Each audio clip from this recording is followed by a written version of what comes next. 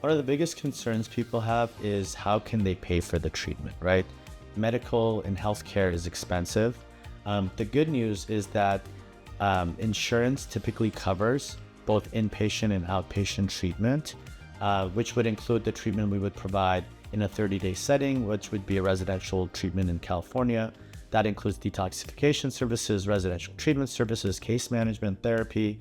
Also, if you want to do outpatient treatment, which would also include group sessions, individual sessions, both therapy and case management, those services are covered by insurance. So as long as you're paying your premiums and as long as you meet your deductibles and out-of-pocket costs, then those are covered. We have a lot of in-network contracts, and so that really reduces your cost for those specific payers. And so that's something that once you call our hotline, we'll do what's called a verification of benefits. And through that process, we'll be able to look at your ID, your date of birth, your insurance, and see if what those benefits are. Once we get that verification of benefits back, we communicate that to you, let you know if everything's been met and you have no out-of-pocket costs, or if there's $1,000 deductible or maybe a small copay, whatever that is, we can explain that to you, and then you can make an educated decision of whether it makes sense. However, the good news is in the old days, for a 30-day stay, you could be looking at somewhere between $15,000 to $45,000, depending on if it's luxury or if it's regular, or what the different types of treatment are.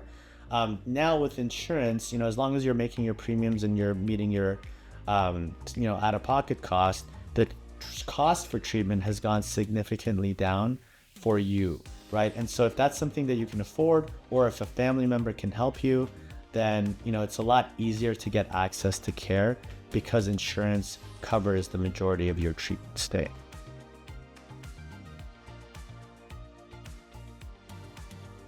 So, there's laws that protect your job if you meet those eligibility criteria. One example is FMLA. To get some more specifics about FMLA, to qualify for FMLA, which is a federal law, an employee must have worked for their employer for at least 12 months. They must have clocked at least 1,250 hours during that time, and they had worked at a location where the employer had 50 or more employees within a 75-mile radius. So that's some of the eligibility criteria. You are allowed up to 12 work weeks of unpaid leave in a 12-month period. And specifically, you would have to show that you have a serious health condition, seeking substance use treatment or mental health treatment for an inpatient or outpatient setting, which is what our programs provide, does meet the criteria of serious health conditions. And so, if you meet those criteria, you are protected by FMLA for your job. And so you can take the time off to go to treatment. And then when you go back, you would be reinstated to the same or equivalent position. Now, in certain states, depending on what state you're in, there's certain laws that might give you additional protections. In California usually gives you additional protections and might have lower criteria as far as how many employees. I think it's 5 or more employees, as far as the radius and some of those other things. So it really depends on what state you're in, but depending on where you're at, we can answer those specific questions for you, and our team has the knowledge and resources to provide you with specific answers to your specific questions.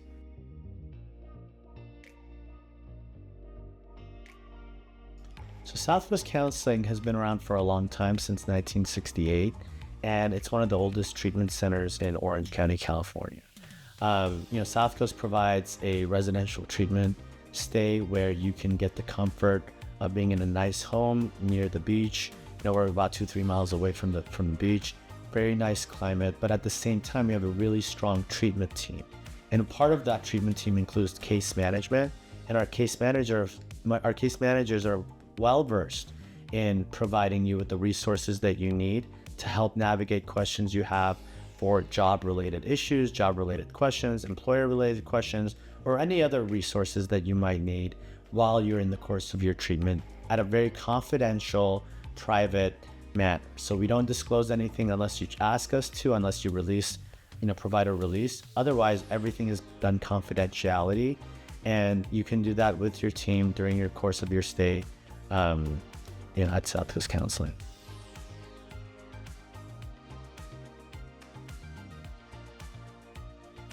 So if someone's come into rehab, that means that they have a serious health condition, such as substance use disorder, or they might be in here for primary mental health disorders.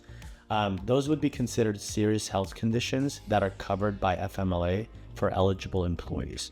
Again, to be considered eligible, you have to meet certain criteria. Specifically for FMLA, which is a federal law, those criteria would include that the employee has worked for that employer for over 12 months, for at least 12 months, that they have clocked in at least 1,250 hours during that 12-month period, and that they work at a location where the employer has 50 or more employees within a 75-mile radius.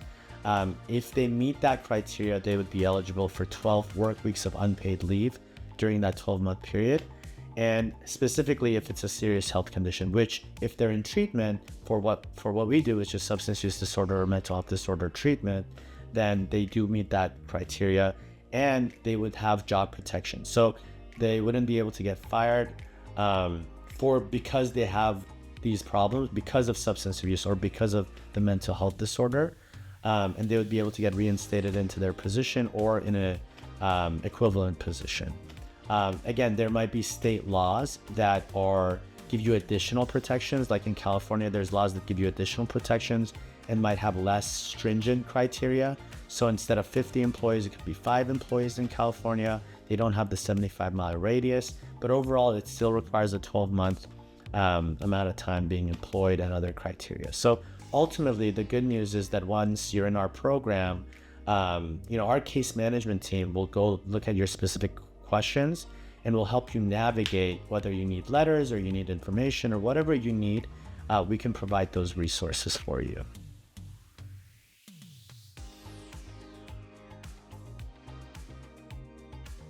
In California, there are specific protections that give you enhanced protection. So the federal law is FMLA, which is the Family and Medical Leave Act. But in California, the equivalent to FMLA includes what's called the California Family Rights Act, the CFRA. The overview of that act is that it mirrors FMLA, that it provides eligible employees with the right to take up to 12 weeks of unpaid job protected leave for specific family and medical reasons. Those serious health conditions would include substance use disorder and mental health disorders, which are things that we would treat at either an inpatient or an outpatient setting. And then in order to be eligible, employees must have worked under the California law for the employer for at least 12 months and have worked at least 1,250 hours in the past year, which is the equivalent to what the FMLA is. However, in California, they've waived the 50 employee criteria. So in California, the employers must have 5 or more employees for CFRA to apply. And so again, these are things that you definitely want either to look at your employee handbook or check in with your HR, or if you want to reach out to us, and our case management team can provide you more information.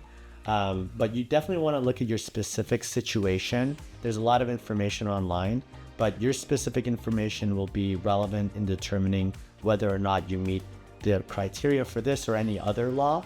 And that, if you do, that's something that our team can help you with and navigate, with very intimate, private confidentiality. And so, we're not going to disclose anything to your employer. Everything you share with us is confidential, and you can feel comfortable that, we'll protect your rights in that way.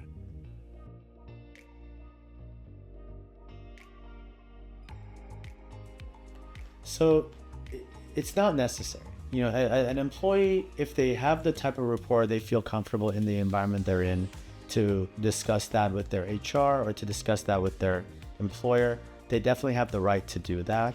However, if they don't feel comfortable, then they can. It really depends on what the employer provides.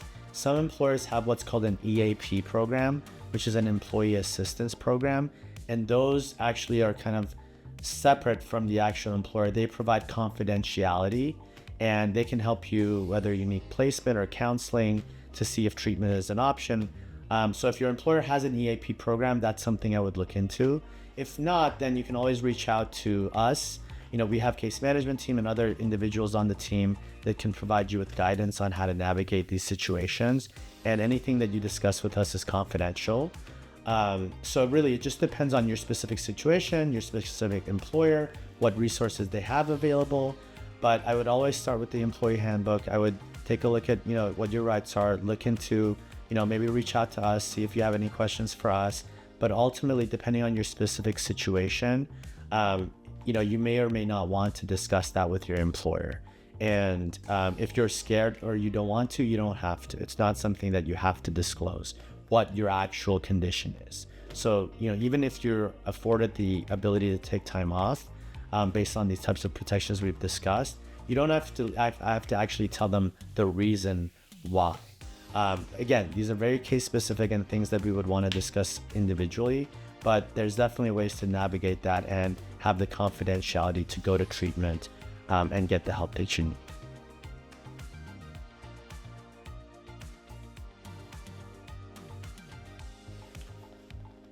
Yeah, that's a tough one because you want to be careful as far as what you feel comfortable sharing, right? So it really depends on the rapport you have with your employer, with the HR, with the different people. Depends on the size of your company, But ultimately, you don't need to share all the specifics. So, for example, you don't need to tell them that you're going to treatment for substance use or mental health disorders. You might just want to say, hey, look, I'm dealing with some medical conditions and I need to take some time off. Again, these are things that we would want to take a look at specifically to see what your eligibility criteria are, if you have certain protections in place based on the length of time you've been employed or, other types of criteria. So you always want to just see based on your exact condition, what rights are afforded to you. But ultimately, whether or not you discuss that with with the company that you work for depends on a combination of your comfort level and then also what your specific situation is. So you might want to do some additional research prior to disclosing that. And that would include taking a look at your employee handbook, seeing if you guys have an EAP or other resources available, reaching out to a treatment center like us, and we can have a case management team to go over it with you, or any other counseling or resources that you might have. But what to make the decision whether to disclose or not is a very case-by-case situation.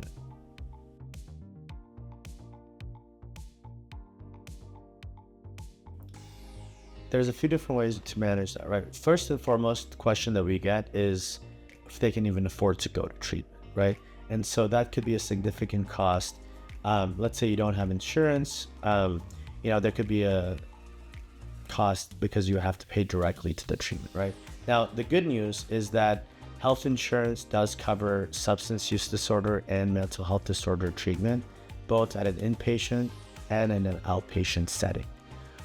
So depending on your specific insurance policy, your specific company that you're with, a lot of times you might have a health insurance through your employer, or you might have a policy through the exchange or some type of individual policy. And those policies will typically have a deductible and an out-of-pocket maximum. And, for example, the deductible could be $1,000. The out-of-pocket maximum could be, let's say, $5,000 or $2,500. That information is something that we are able to provide you.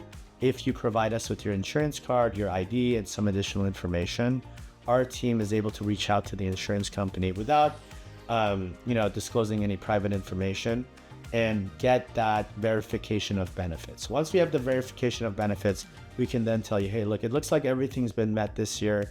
You really don't have an out-of-pocket cost. Or it looks like, you have a few $100s left on your deductible or your out-of-pocket maximum. And once you hit those limits, then the rest of it is there's no additional charge. So the good news is the actual cost of treatment is taken care of. The majority of the cost is taken care of as long as you have an active insurance policy and you're making your premiums, which is why it's important to keep those policies active. Now, in addition to that, you might be wondering, well, what happens with my job? Will I lose my job? We've talked about that in other posts, but there's different laws that could protect your job based on the eligibility criteria, which could be the FMLA or the equivalent state law. And you would need to take a look at that to see if you meet those criteria, you could have job protection during the time that you take leave. Now, a lot of those are unpaid, right? And so you have to figure out, well, what's my source of income? You might have PTO, you might have vacation time accrued. There might be other laws that give you certain benefits for disability, things of that nature. So there's a lot of different things to consider. Our case management team does help our clients during the course of treatment to apply for different things if they need to apply for disability or apply for different benefits that they can utilize to help them during that difficult time. Ultimately, you just want to make sure that you're aware of these things and that you know that there is support for you to be able to take some time off to get the help that you need, because ultimately if you don't get that help, then you're not going to be even in a position where you're going to do a good job at work or be able to communicate with your family, and you don't want to lose your family and your job because of the consequences of your addiction, right? So that's definitely something we can help clients with.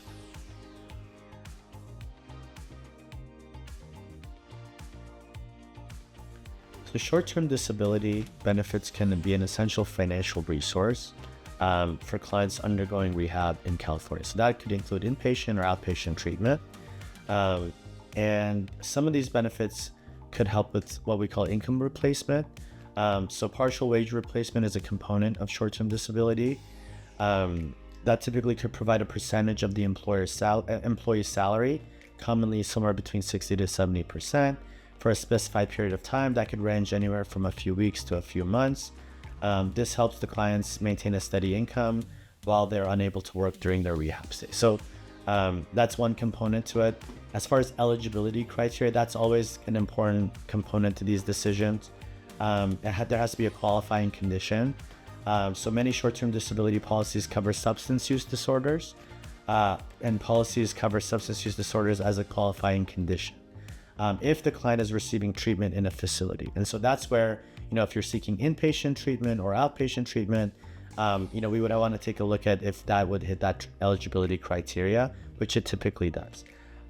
Clients should check for their specific policy to understand the requirements and coverage. So these are all very case-by-case things that we want to look at. The good news is that our team of case managers really has the knowledge to be able to answer those questions for you while you're in treatment. And so that's the team that really works with you on a weekly basis to see if you're eligible, to help you fill out the application, to follow up on the application. And so it's very stressful, right, to have to deal with all this stuff. But our team takes that stress away from you to reduce your anxiety, so we can really help you with all of that and help you navigate that. So you're not on your own having to deal with that.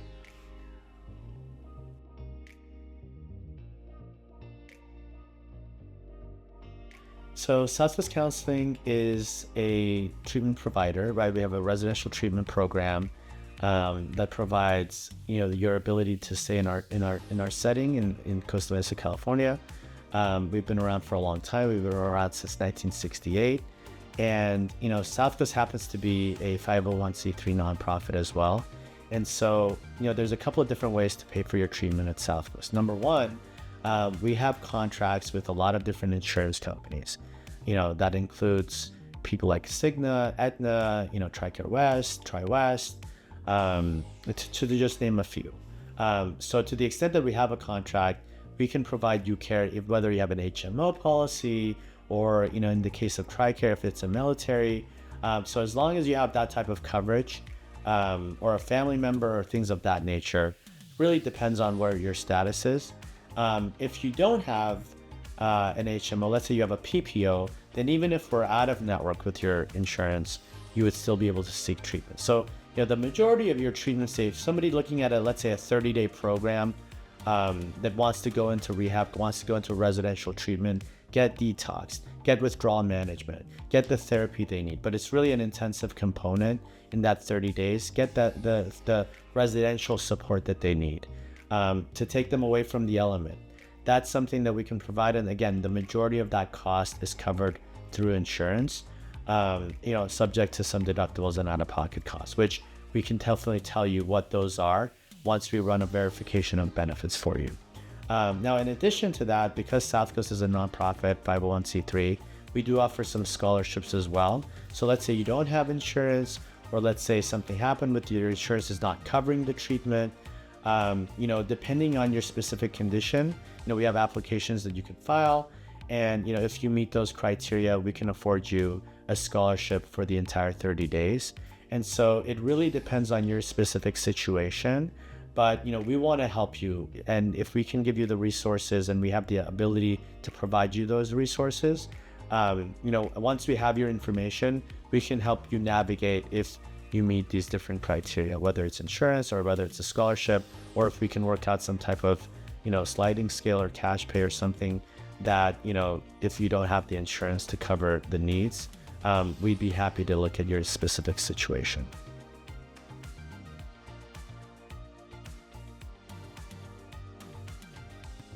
So at Southwest Counseling, we have, it's a residential treatment program where you come into treatment and we really work with you one-on-one to help you navigate, these types of issues that you're dealing with. You could be dealing with family issues, you could be dealing with work issues.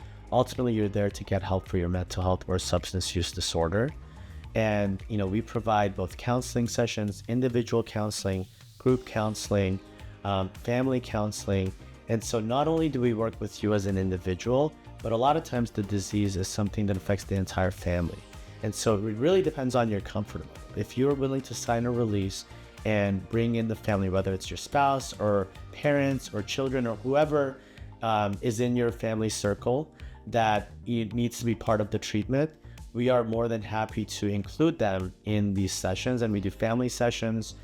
We have family group. We do a lot of things where, to the extent that you're comfortable for the family to be involved, we really actually advocate to bring them in, because it's one thing to come into a 30-day program to get the help that you need, but then when you leave, you go back home or you go back to your natural environment, you don't want to go back to people who haven't gotten some help on their own.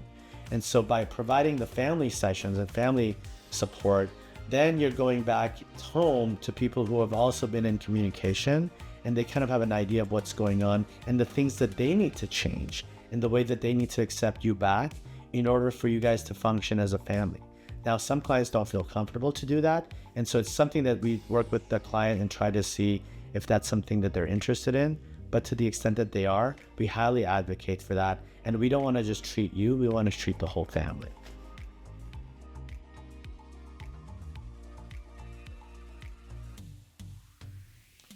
So for clients looking to come to treatment, it really depends what family needs we're talking about, right? So, a lot of our clients are younger clients, 18 to 26. They're either living at home or they might be living outside of the home, but they're dependent on their parents or their family for financial needs and things of that nature. But then we also have clients who are employed, who, are older. We have clients anywhere from 30 to 45 to 50, 55, 65. So people who are established and they might have been doing well for a while, but now they've relapsed, or they might have, taken a step back, or maybe all the stress and all this pressure has built up and something's been triggered where now there's a mental health or substance use disorder that they need help with. So for those types of clients, it really depends on your situation. But in order to meet the family needs, it really just depends on if you're the one providing the support to the family financially, then things like FMLA or Disability Act and things where our case management team can try to work with you to see, if you can get some compensation while you're in treatment, or if it's navigating health insurance, or if it's navigating, your eligibility criteria. Those are things that we can help with as well. Outside of that, we've mentioned that the health insurance does cover the majority of your treatments, subject to deductibles and out of pocket. And so you don't have to be worried about significant medical costs to burden your family with. Again, that's something that we would look at it on a case-by-case perspective to see if you have coverage or not and see how much coverage you have. Ultimately, if you're somebody that's, getting the support of your family, we can also help navigate your family on how they can continue to support you in a productive way. Where, and if you're a family member watching this, there's ways to provide rewards and incentives to somebody dealing with addiction that's not going to enable them and make things worse. And so we can give you the family support and family counseling that you need to learn how to, coexist with a loved one who is dealing with these severe issues, and try to help them.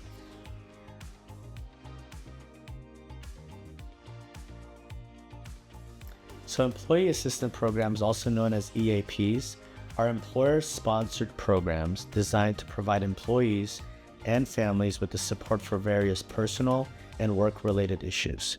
The EAPs can be particularly valuable for employees entering rehabilitation for substance abuse or substance use disorders or mental health disorders. Here's how they can work and help support you. First and foremost, a lot of these EAPs offer what we call confidential counseling. So you can reach out to the EAP and have that conversation with them without them notifying your employer directly. So if that's something you're concerned about, the EAP communication is typically confidential. They can also act as a referral service. And so they might have relationships with different treatment centers, or they might have certain recommendations. And so if you're considering, well, how do I help navigate where to go? They might be a resource. Also, if you're looking online, or if, for example, you're watching this video, we provide those resources as well. And we're a good program that you can look into. So the EAP definitely, though, has the ability to provide you with some recommendations to see what would be a good eligibility fit. They also provide what we call crisis intervention. So they might, have some of their own counseling or some of their own support in like a hotline or something to just handle that immediate crisis, help you navigate that situation. So it really just depends on the EAP and what the specific, things that they have, but that's one resource. Another thing that they might provide is a workshop or training. So again, these are all different types of programs. They might give you legal or financial consultations. They might have some family support services. So really one of the big benefits of the EAP is to do what we call an early intervention, right? So you don't want to wait until it's too late to ask for help. You start seeing you have some problems. Don't wait until, you're just completely not able to even show up to work. If you can reach out, the sooner the better. And, ultimately it kind of gives you that support that, your company might have, that type of sponsored program to give you that confidentiality without having to bring up those concerns. EAPs can be a wonderful resource. Also, we could be a wonderful resource. It really just depends on who you feel comfortable reaching out to. But, we definitely think highly of the EAPs.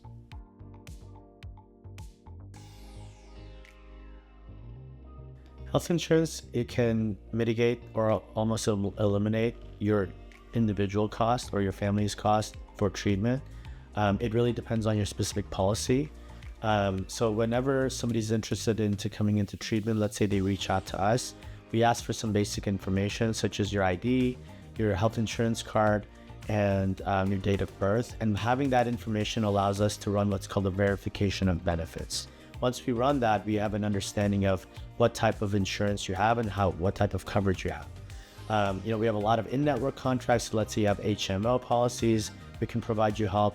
If you don't have an HMO, if you don't have something that would go in-network, if you have a PPO policy, we also could do it out-of-network. And again, in all these scenarios, we can give you what's your deductible, what's your out-of-pocket cost, and a lot of times those are relatively low. But regardless of what they are, we can explain that to you. And insurance covers treatment. It covers substance use treatment. It covers mental health treatment. And so that's something that communication we can have. As far as replacing your income while you're in treatment, that's something where the disability benefits could be helpful. And our case management team can help you to determine whether you're eligible, help you fill out the applications, help you submit them, help you follow up with them. And so that could be a partial wage replacement depending on your eligibility criteria. So definitely these are things that, you always want to take a look at your specific situation, but there's a lot of resources that could help you get the time off to get the help you need. And a lot of those costs would be covered. You might still have some out-of-pocket costs, but it would be, a lot less than if you had to go, out of pocket without those benefits.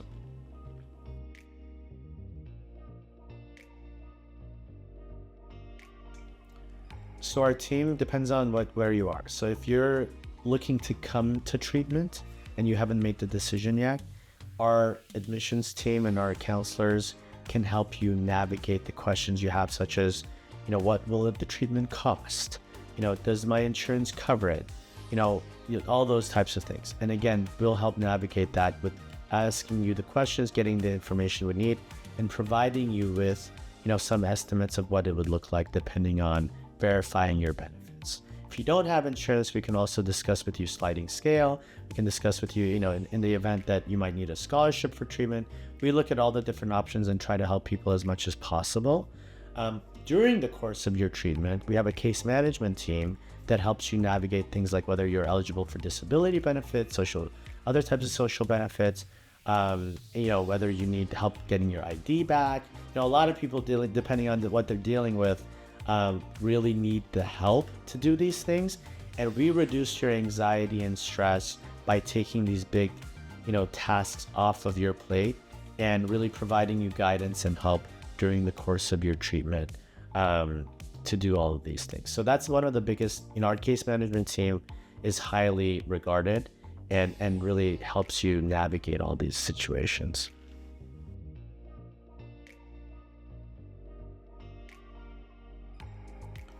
Long-term financial planning, we offer vocational sessions and vocational help, both in a group and individual setting, where we can go over things like resume building, credit score. If you've had damage to your credit score, what are things you can do to improve that? The ability to get loans or to get a car, to get, the best rates possible, would hinge on your ability to, don't ignore, you might have had a hit, right? There's ways to recover and restore that. We can give you the resources that you need to do that. Again, resume building, you might be looking for a job. You might be looking for, some type of advancement in your career or so an entry level job, depending on where you're at. We help you kind of cultivate that. Job applications, things like that. We help you going through that process. If you're already well established, but you now need to go into treatment and take some time off, we can take a look at what our financial resources, such as, estate planning. You might be concerned about your kids. I'm doing well, but my kids need help. And what if I'm not here? What if something happens to me? I actually happen to be an estate planning attorney. And that was where I started my career before I came into the, executive of a treatment facility. And so, estate planning, trust and estates, wills, how can I provide funding so if something happens to my child, if I'm not able to provide for them, that we can provide the buffers where we can give them the help that they need and just not blow the whole inheritance, right? So really depending on where you're at in what your social demographic is and what your type of resources you need, we can give you the type of guidance for, both immediate and long-term financial planning. And we also have access to other attorneys or financial counselors who would be able to provide you with additional support. So, we have a lot of resources available for you.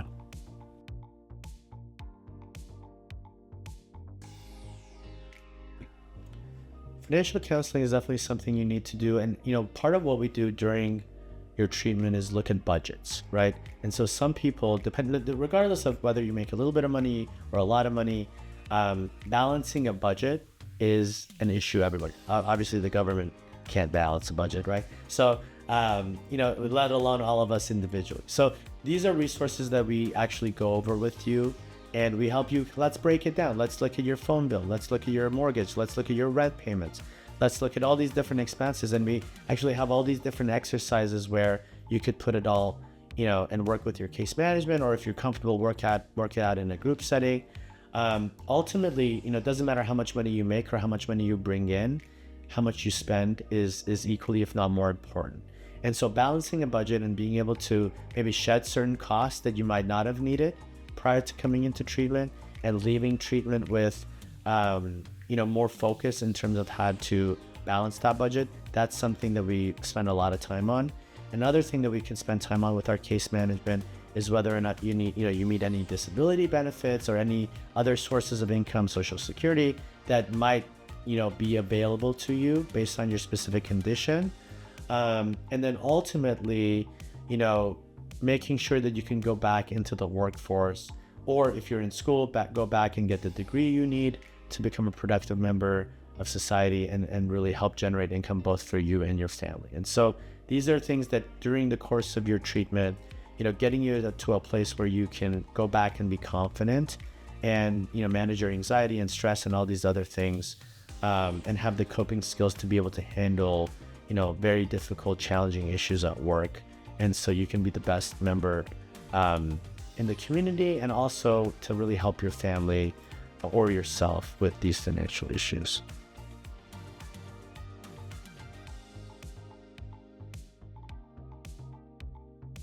So at Southwest Counseling, we're a residential program. And in that program, one of the main components is what we call discharge planning, right? So you come in day one, you need detox, you need, treatment, you're withdrawing from the drugs, you really need kind of that high level of help. And so we have, our medical doctor, we have nurses, we have other staff that can help you with that.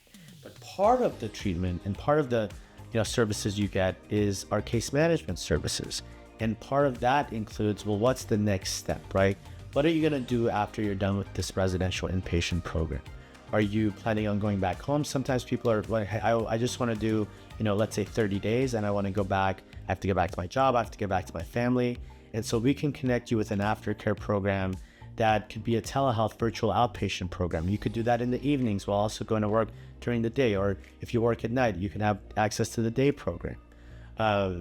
If you don't want to go, but don't want to continue, you might want to do, let's say, AA meetings, and you want to be involved in the AA community. We give you which groups we recommend. We might connect you with a sponsor. That's one of the things we work with during your residential stay. Is if you're interested in that, to work with a sponsor who can help you, and that could be a lifetime support that you end up getting. In addition to that.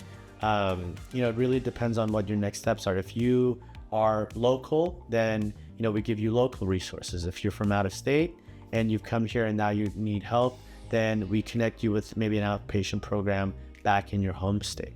And so no matter what your situation is, aftercare programming is an essential component of your treatment stay.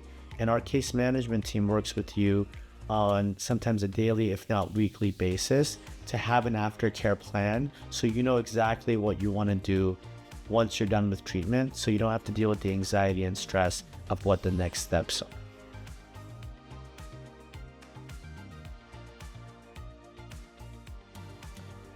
So for clients returning back to work, it really depends on how they left the work.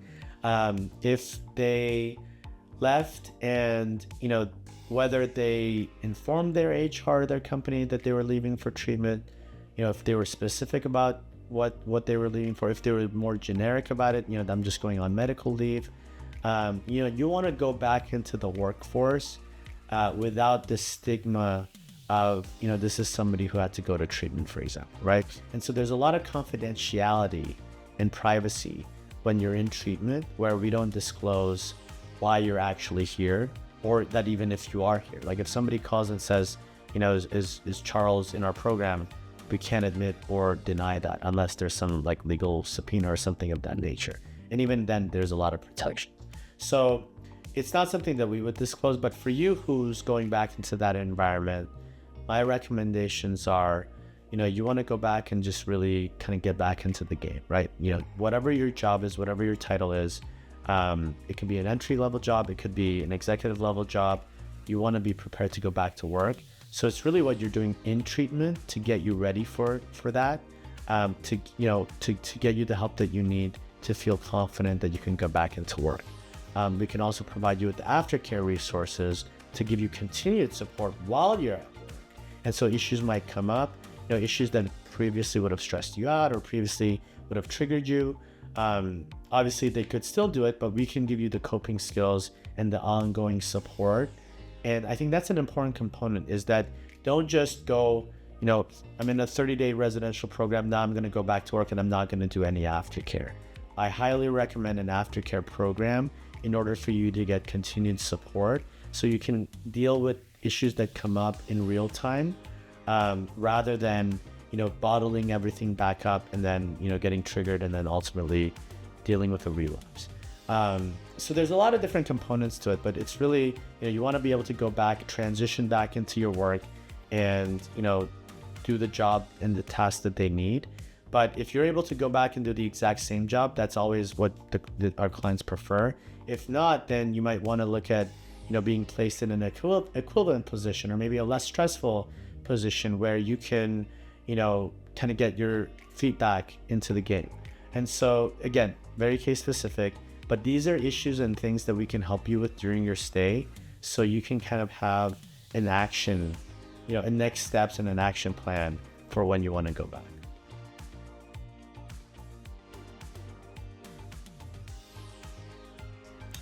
So under the Americans with Disabilities Act, also known as the ADA, individuals recovering from substance use disorders or mental health disorders may request reasonable accommodations in the workplace to support their recovery.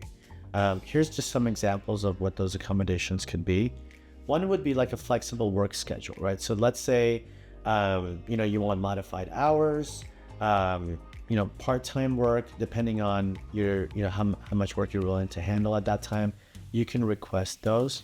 And so those are examples of accommodations. You might not be ready to go back into full-time work, or maybe go back to your existing position. I know a lot of people do want to do that, and that's the ultimate goal. But if you don't, and you want those reasonable accommodations, the ADA does, support that reasonable accommodation. Remote work options. Now, this might be something your employer may provide, may not provide, but to the extent that they provide that, perhaps some of your work can be done remotely, or maybe certain days you can come in, certain days you can work remotely. If that's something that you're looking for, that could be an example of an accommodation.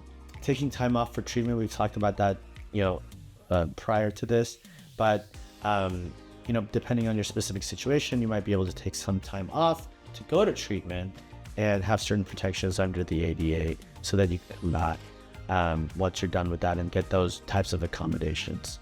And then ultimately providing a supportive environment in the workplace, can be something that could potentially be a protection under the ADA. And so, part of that is up to you too as well. Are you willing to do, take that less of a role, or the changes of responsibility, or the part-time?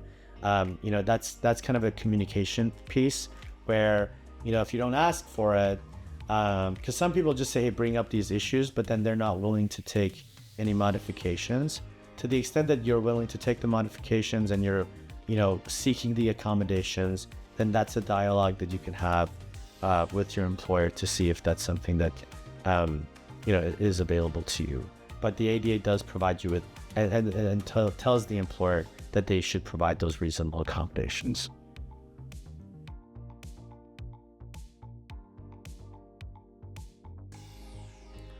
So one of the big problems that I see is people taking on too much, right?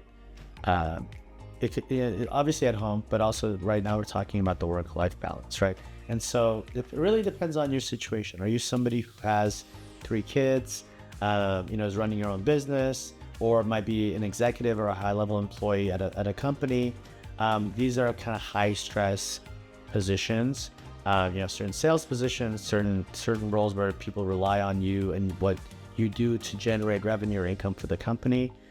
You really have to ask yourself, am I a good fit for this role? Is this something that I can do? Is this something that I'm willing to take on this additional stress and pressure of these roles? So a lot of that is kind of some soul searching to see if, hey, is this career or is this role something that makes sense for me? Or is this what's, too much pressure, too much stress, and that's, creating my anxiety, creating my, need to drink or use drugs or alcohol, or triggering my mental health issues, right? So part of that is just really looking on the inside. The other component is, what makes sense for you to, how to balance all of it, right? Managing the work-life balance requires a combination of being able to have the coping skills to handle stress and triggers at work, but also to handle different stress and triggers at home. So when you're home, you feel like, hey, I should be, my parents or my kids or whoever it is should give me all the love and attention and support that I need. Look, I'm dealing with so much stress and pressure at work. I come home and I have to deal with even more stress and pressure, right? So again, it just depends on the relationships that you have.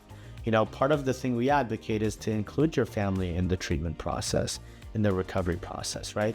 Your wife might need to be in the sessions. Your parents might need to be in the sessions. We want to repair any strains on the relationship caused by mental health or by substance use disorders. And, you don't want drinking and using, to be the excuses for why everything fell apart. because they're the legitimate excuses. But now it's like, well, what can we do to repair all that? And so the repairing of all that is an important component. But ultimately, in order for you to navigate and manage the work-life balance, you have to look at those two things both separately and how they integrate together.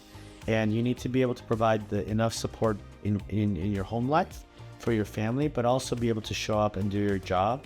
And we can help you with that. If you're in our program, we can, you can even be in our aftercare program to give you the support. We have a lot of people that could be, people who are actually still working and are doing our outpatient program. Or we have people who are, mothers who might have a job, but they also have the responsibility of raising kids. And there's, they need this help. Like, how do I talk to my husband about, being vulnerable and all those types of things. So again, it just really depends on your specific situation, but you just need help. I think asking for help and getting help, that's really the first step, and getting the ongoing support and the help is something that you can use to strengthen you until you feel comfortable to deal with these challenges yourself.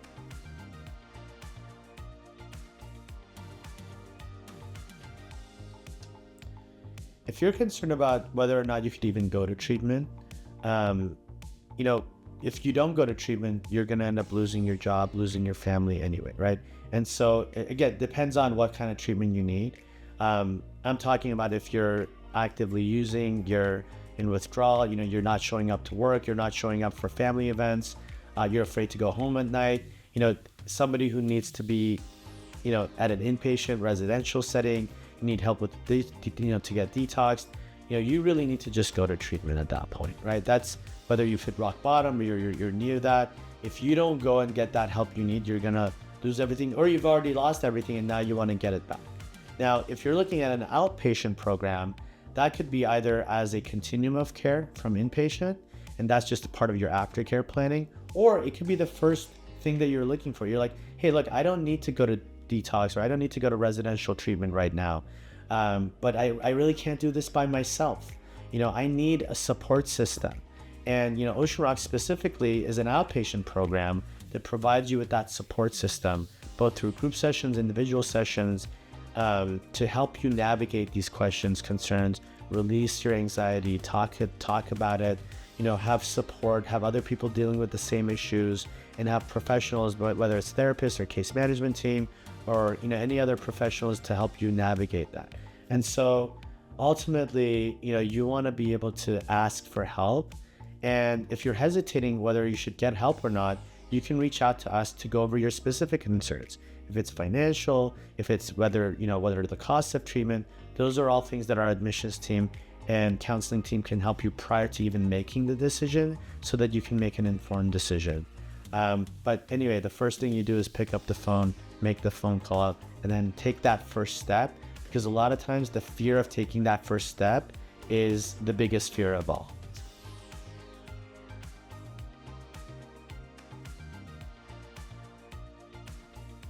So once you've taken the step to get the help that you need, that provides both a huge relief for you and for your family, right? A lot of times, families have been worried about you for a while, right?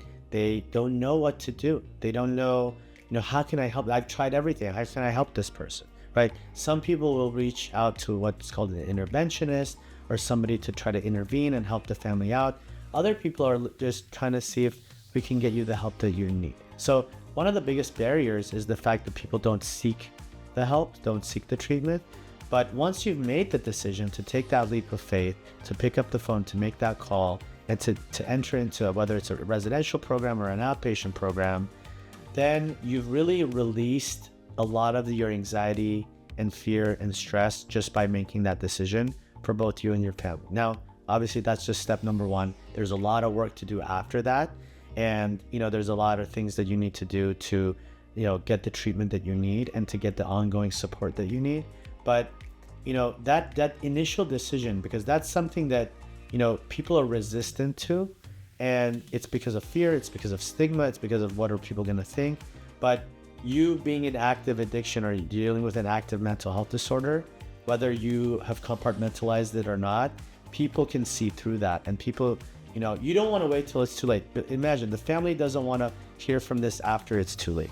They'd be relieved to know that you're actually seeking help a lot more than, facing the consequences of you not seeking the help.